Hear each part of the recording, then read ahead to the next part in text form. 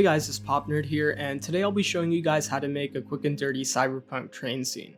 So I've already created a 5-minute tutorial on how to make a scene like this, but I got a couple requests asking for a longer, more detailed version, so I decided to make a beginner-friendly version of the same tutorial. If you'd like to see the 5-minute version, I'll leave a link to that in the description below. And if this is your first time on Blender, I do recommend watching an introductory tutorial to get familiarized with the interface, but you should be able to follow along if you've used Blender before or if you're a fast learner. It's also important to note that everything that I do in this tutorial is just the super quick and easy method of doing it, so everything from modeling to texturing isn't necessarily the best way of getting these results. So with that being said, let's get started. So once you have Blender open, just scale up that default cube on the x-axis by pressing S and then X, and a little on the y-axis by pressing S and then Y. Once you have a shape that somewhat resembles a train car, let's hit Tab to go into edit mode, which will allow us to edit this in more detail. So once you're in edit mode, just click on this little icon up here, which will allow us to edit the faces, and click on the front face and hit X and select faces so we can look inside the train. So hit Tab to go back into object mode, and to the right click on this little eye icon here to hide our object as we work on the seating.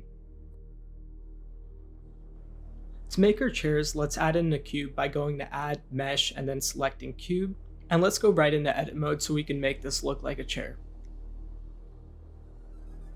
So in face select mode, I'll just select the front face and move that in a bit so it looks more like a backrest, and to make it longer, I'll select the face at the bottom and move that down a bit.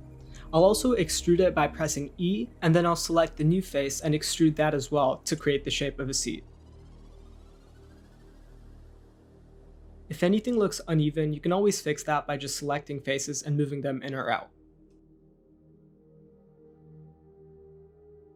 To make the seat more rounded, just press A to select all the faces, and using the bevel tool, let's just bevel the seat. So if you like the way this looks, you can keep it as it is, but if you want to make it even more rounded, you can just open this up down here and increase the number of segments. I'll increase mine to 15. To add our armrests, let's extrude out some of the faces on the side. To select multiple faces at once, select your first face and then go to your last face and click on that while holding Ctrl. While pressing Shift, select your first face on the other side and repeat the same steps. Now right click and hit Extrude from Normals to extrude out the faces on both sides. I'll now select the top of these faces and press E to extrude these up. Now go into Edge Select mode by clicking on this little icon up here and select the edges of the new faces that we just created.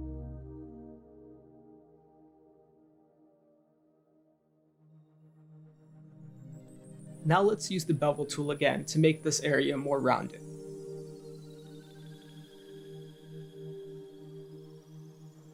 Back in face select mode, I'll select all the faces on both sides of the armrests. I'll press I to inset these a bit, and then scale it on the y-axis by pressing S and Y so they're not as flat. To add some support for the seat, let's select all the faces at the bottom and press I to inset them. Press E to extrude it up a little bit to add some extra detail, and then inset it again, and let's bring that part down. I'll keep repeating these steps while messing around with the scaling on the y-axis to make it smaller each time, so I'll fast forward this part a little bit.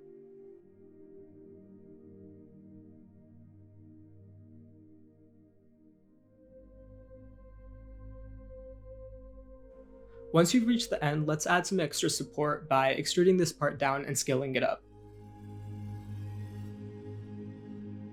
After you've done that, let's extrude it down a bit. Hit Tab to go back into object mode, and let's click on the eye icon again for our cube so we can see the train. Now let's scale down the seat that we just made and place it in the back corner of the train.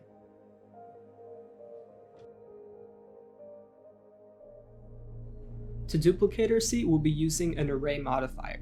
So in our modifiers tab, select Add Modifier, and then click on Array. Change the X offset value to 0 and increase the Y offset so the second seat is next to the first. For the other side, let's add another array modifier and repeat the same steps.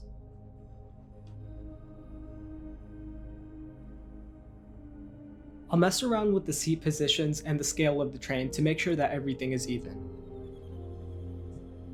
Now to create the entire row of seats, I'll add another array modifier, and this time just increase the offset value on the x-axis. To add another row, I'll change the count from 2 to 3.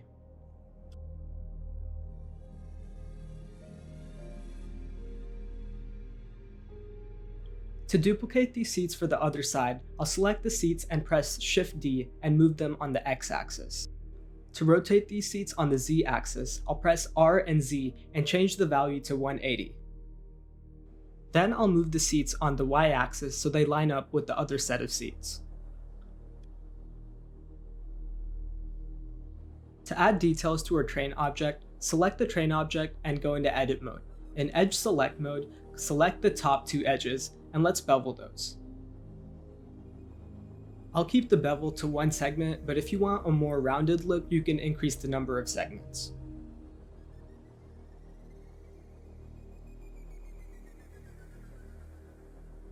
Using the loop cut tool, I added a cut in the middle of the train on the y-axis, as well as 2 cuts on the x-axis.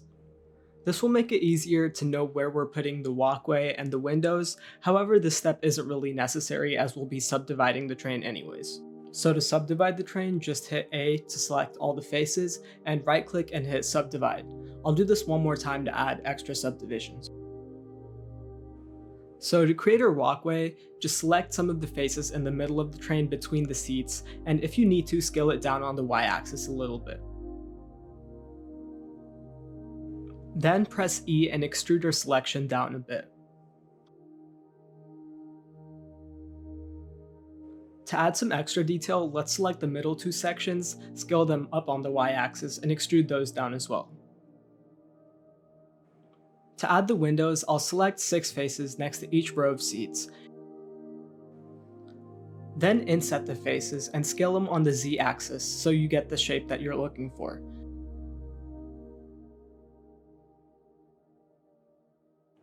Then right-click and hit Extrude from Normals and extrude them out a bit to give the illusion of the train walls having thickness.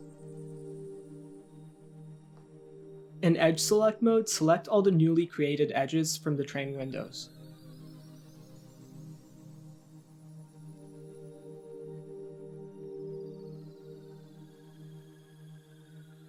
Once you have all these edges selected, let's use the Bevel tool to make these more rounded. Hit the Bevel tool, bevel all these edges, and increase the number of segments to give them that rounded look.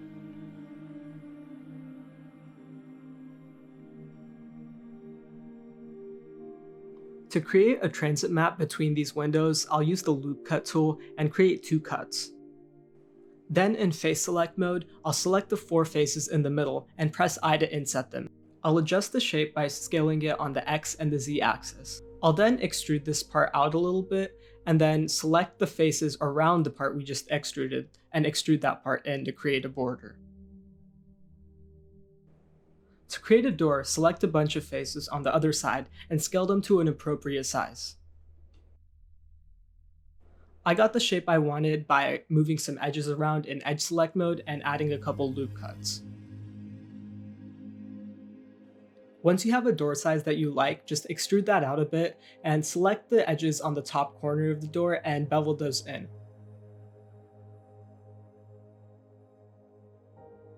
Then increase the number of segments to give it that rounded look, just like we did for the windows. To create the windows on the door, select 2 faces and let's inset those in. Select the inset type to individual and let's scale those down on the Z-axis. Then extrude in the faces, and let's select 1/2 of the entire door and extrude that out just a little bit so it looks like they're 2 separate objects. I'll do the same thing we did for the windows right underneath so it looks like there's some small handles right under the windows. Now that we have the basic shape of the train down, let's add some finer details. So I'm planning to add some lights across the walkway, so I'll go into edit mode and add a loop cut on both sides. To make it look like there's a door at the end of this train car, let's go back into Face Select mode, select that face at the end of the train and then inset it in. Scale it so it looks like the size of a door, and then let's extrude that part out a bit. I'm planning to add 2 screens above the windows on both sides with scrolling text, so I'll select all the faces above the windows, leaving some space for the door, and inset those faces. If your inset mode is still set to individual, let's uncheck that, and let's scale it down on the Z-axis a bit. Then I'll extrude out the faces.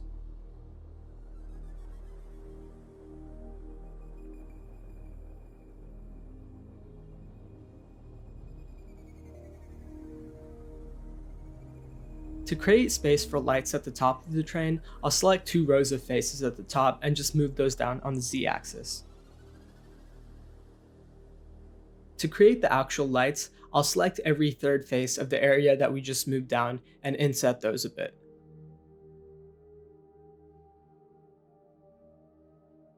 Then I'll extrude it up a little bit on the Z-axis. Since these lights will have a different material, let's make them a new object by right-clicking, hitting separate, and separating them by selection. Let's add some poles for the passengers to hold onto by adding a new cylinder object. Let's scale it down and scale it up on the Z-axis. I'm planning to add 4 poles in the middle, so I'll just move this to one of the corners and use the array modifier to duplicate the poles.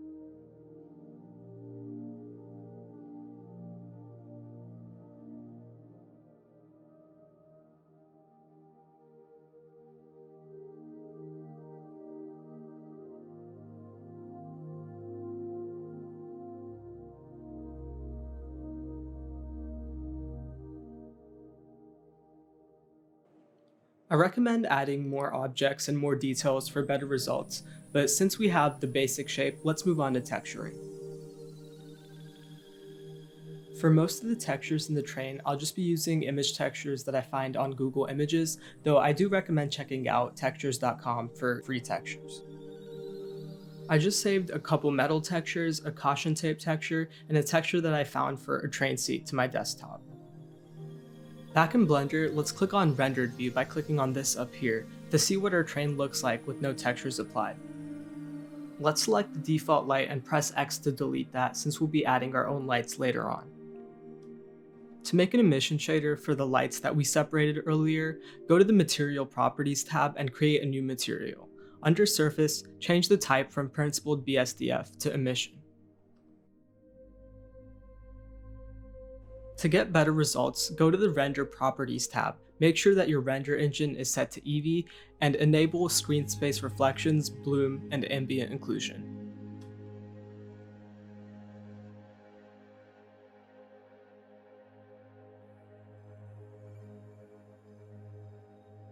Texture the walkway, let's go into edit mode and select all the faces of the walkway.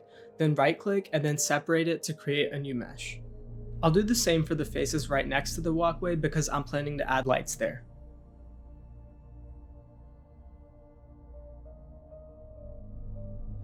To add the lights right next to our walkway, let's select the object and create a new material for it. Under Surface, let's give that an Emission Shader. For the windows, we could create a glass material, but for this tutorial, I'll just select all the faces with the windows and delete those. For the metal texture for the walkway, I'll just go to the material settings and under base color, I'll click on that circle and make it an image texture. Then I'll open up the images for one of the metal textures that we downloaded. Then let's mess around with the roughness and metallic values to get more realistic results. I'll then repeat the same steps for the main train object. For the best results, I recommend using seamless textures, which you can easily find on Google Images and textures.com. Now let's work on texturing our seats. Click on the seat object and hit tab to go into edit mode. You'll notice that only our seat in the corner has gone into edit mode, and that's because we're using array modifiers. So let's click on a random face on that seat and just hit view and frame selected. Now that we have our main seat in view, let's click on this up here so we can see faces on the other side as well. Let's click on this little X up here so we get a straight view of the object. This will make it easier for us to select the faces of the seat that will need the seat texture. So that would be everything except for the support and the armrests. Once you have those faces selected, let's create a new material for those. Then click Assign to assign the new material to those faces. Then let's select the faces of the armrests and the support and repeat the same steps.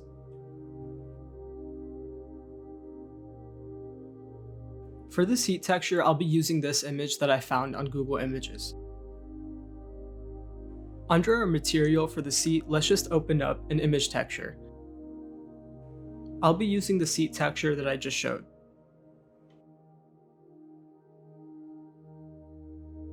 Then let's do the same for the armrests and the support. To fix the texturing on our seats, let's go to the UV editing workspace.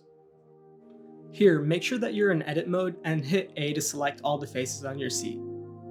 Then right-click, and under UV Unwrap Faces, hit Cube Projection. Then, in the UV editing workspace on the left, hit A to select all the faces and increase the scale to your liking.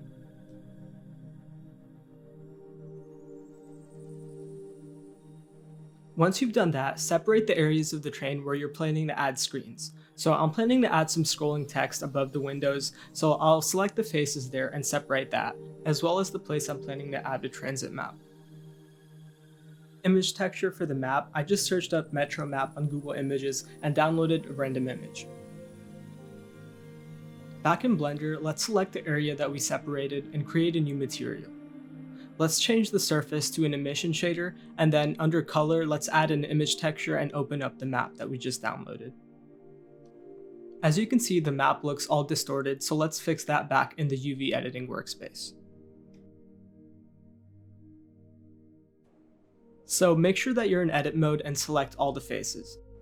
In our UV editor, let's scale our selection in the Y and X axis until we see a proper image in our viewport.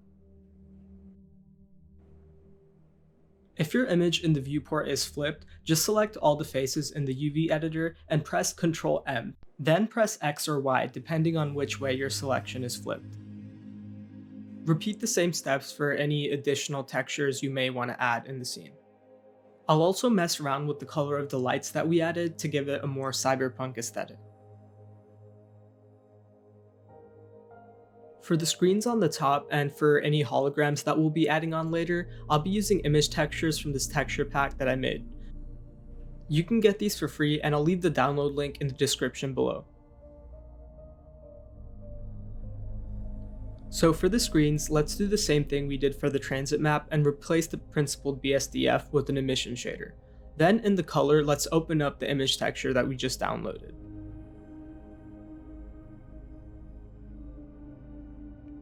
The image texture that I'm using will be called Next Stop. To make sure that the text properly fits on the screen, let's go into our UV editor and center the text in the frame. Then let's scale our selection on the Y and X axis till you get a result that you like. Once again, if your image texture is flipped, just select all the faces where it's flipped and just hit Ctrl M to mirror the selection. Once you've done that, let's add some holographic signs from the texture pack. To add these signs, you'll need the Images as Planes add-on. To enable this, you can go to Edit, Preferences, and under Add-ons, just search Images as Planes and you can enable that there. Once you've enabled the add-on, just click Add Image and select Images as Planes. Now let's open the Holographic Signs texture pack and import all the textures. To make these textures glow, let's go into our Shading tab and delete the principled BSDF. Let's press Shift A to search and add an emission shader. Plug the color into the color and the emission into the surface. As you can see, as the sign is glowing, it's lost its transparency. To fix that, press Shift A again and add a mix shader as well as a transparent BSDF. Plug both the emission and transparent BSDF into the mix shader and make sure that the mix shader is connected to the material output. Then click on our image texture and press Shift D to duplicate that. Plug the color of that into the factor of our mix shader. If your background is still not transparent, make sure that your transparent BSDF is plugged into the top input of the mix shader.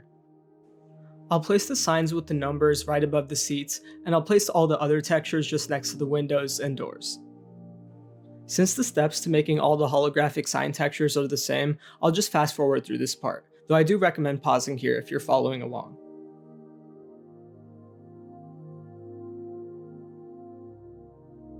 Once you've added all the signs and textured everything, if your scene still looks empty, I recommend adding more objects to give your train more detail.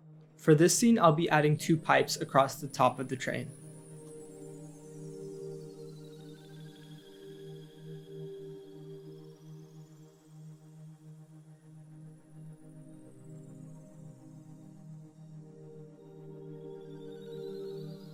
Once you're happy with the way your scene looks, we can move on to animation.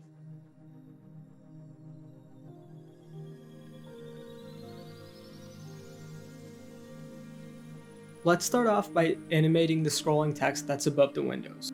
So before we start animating these, we need to make the sign on the left a different object than the one on the right. So to do this, let's go into edit mode, select all the faces on the left, right click, and then separate by selection. Once the screens are separated, let's add in an empty by going to add, empty, and selecting plane axes. Then I'll select the screen on the left, go to the modifiers tab, and add a UV project modifier. Under projectors, click on the eyedropper icon and select the empty that we just created. You might notice that the text on the screen has disappeared. To fix this, let's select our empty again and rotate it on the x-axis till you see the text again.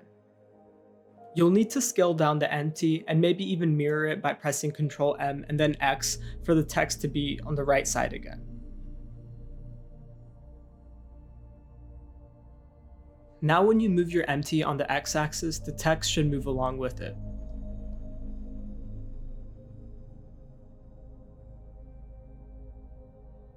To start animating this, let's bring up the timeline. Make sure you're on your first frame, right click on the empty, and then hit insert keyframe and let's add a location keyframe. After that, move the slider to the end keyframe. Then move your empty on the x-axis to the end position and add a location keyframe again. Now when you go back to the first keyframe and hit play, the text should be scrolling by itself. To prevent the animation from slowing down at the end, let's click on this icon here and select Dope Sheet. Then click on Key and set the interpolation type to linear.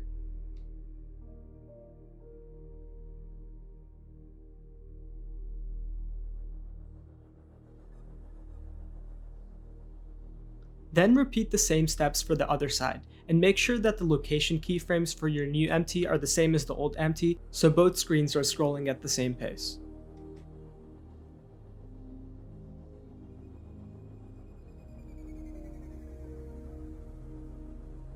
Now let's start working on the outdoor scene.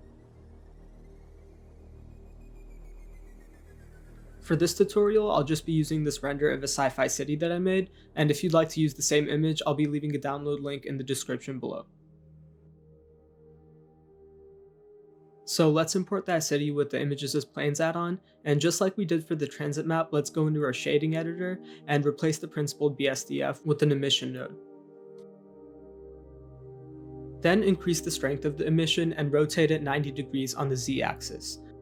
Place it right outside the train windows and scale it up so it covers both windows. Then let's add an array modifier in the modifiers tab. Switch the type to constant offset and increase the z value so there's a plane on the other side of the windows as well. Then let's add another array modifier on top of that, set the x value to 1, and increase the count by a bunch. Now instead of animating the train itself, we'll be animating the planes to give the illusion that the train is moving. So with the plane selected, let's go to our first frame in the timeline and add a location keyframe. Then move the slider to the last frame in the timeline, move the plane all the way back, and add another location keyframe.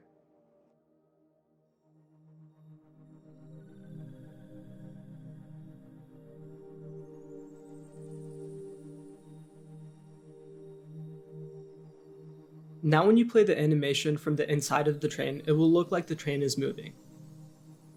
Just like we did for the scrolling screens, to prevent the animation from slowing down at the end, let's go to Key and change the interpolation type to linear in our dope sheet editor.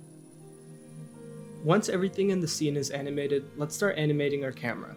Go into View and hit Lock Camera to View. Then hit O on your numpad to go into Camera View. Then move the camera to its starting location inside the train.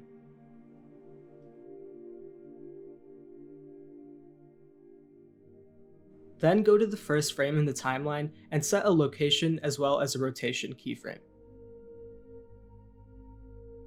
Then move your slider to the last frame in the timeline, move your camera to its end position, and let's add in those keyframes as well.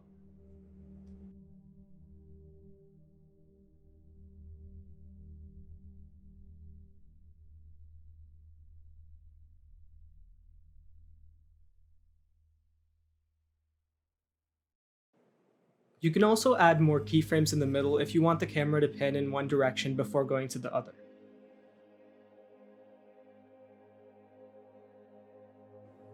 And last but not least, let's open up our graph editor to add some modifiers, which will give the camera a handheld feel. Under Object Transform, go to X Euler Rotation. Click on this here to the right and open up the Modifiers tab. Let's add a noise modifier. Then play the animation and mess around with the scale and the strength values in the modifier so it's not as jarring.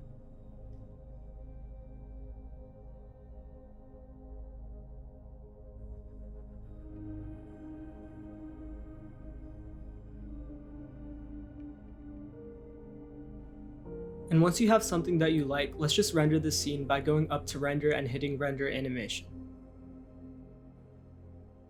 And there you go. I hope this tutorial was useful, and let me know if you guys have any questions, concerns, or ideas to make these tutorials better in the future.